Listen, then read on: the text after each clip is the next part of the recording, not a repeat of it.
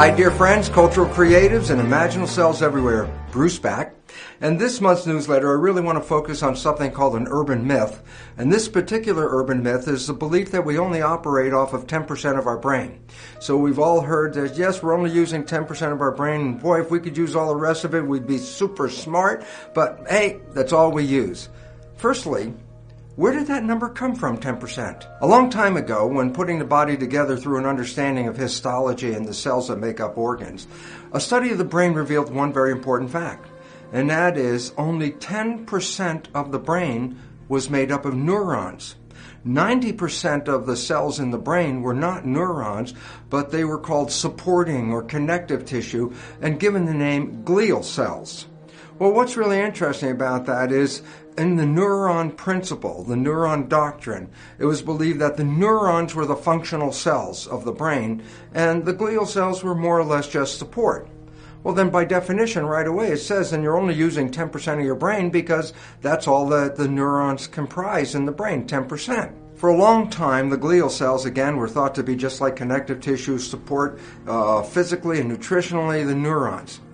But over the last number of decades, what we started to find is this. There was a misunderstanding about glial cells. That glial cells are a lot more important in neural function than just physical support. Glial cells can inhibit or activate neurons. Glial cells connect to neurons. Glial cells can control the activity of neurons. So all of a sudden, these glial cells, which were looked at as just passive cells in the brain, turn out to be actually quite functional in integrating the nature of how the brain works. In a way of looking at it, in a simple analogy, consider that the neurons are nouns in a sentence, and that the glial cells are the verbs and the adjectives and the adverbs, the modifiers of all the nouns.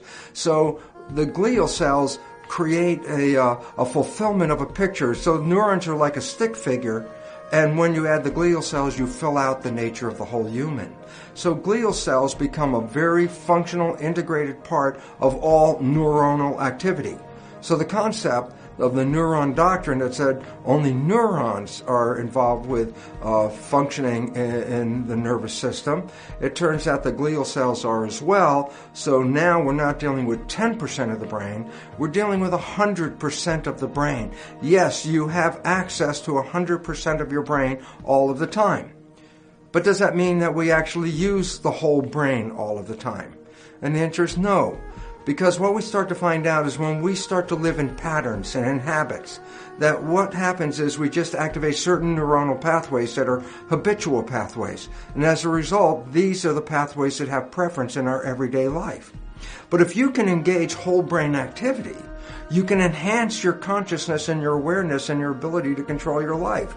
So basically it says that we can become whole brain when we start to think holistically instead of just playing recurrent programs that play over and over again and activate the same pathways. So the relevance is that once we start to engage in whole brain activity, we enhance our ability as humans on this planet. And now we're beginning to find out there are many different ways to engage and activate the whole brain. Some of them involve simple exercises such as something called brain gym. And brain gym is a very interesting exercise of the body and the nervous system integration in this way. My right hand is controlled by my left hemisphere. My left hand is controlled by my right hemisphere. But here's an interesting story.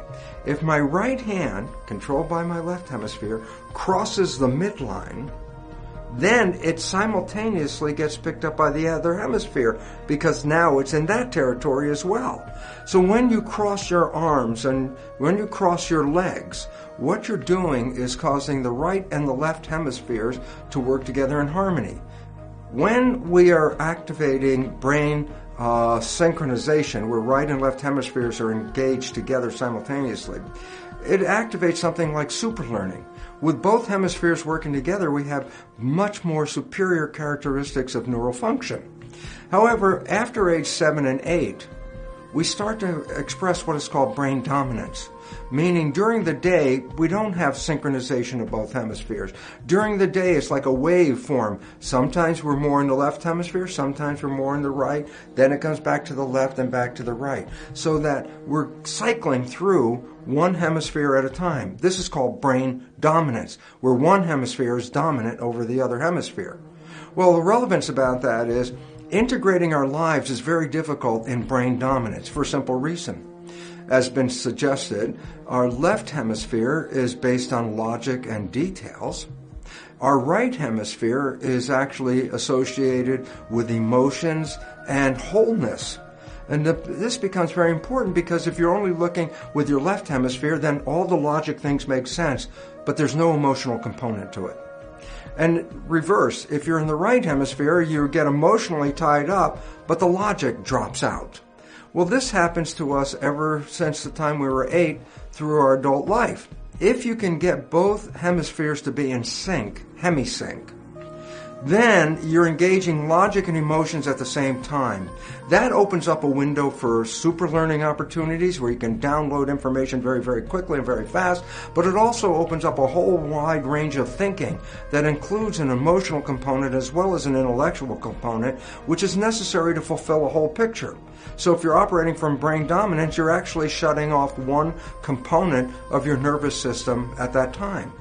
So if you do an exercise like brain gym where you're involved with crossing your arms and your legs, when you do that, you start to integrate both.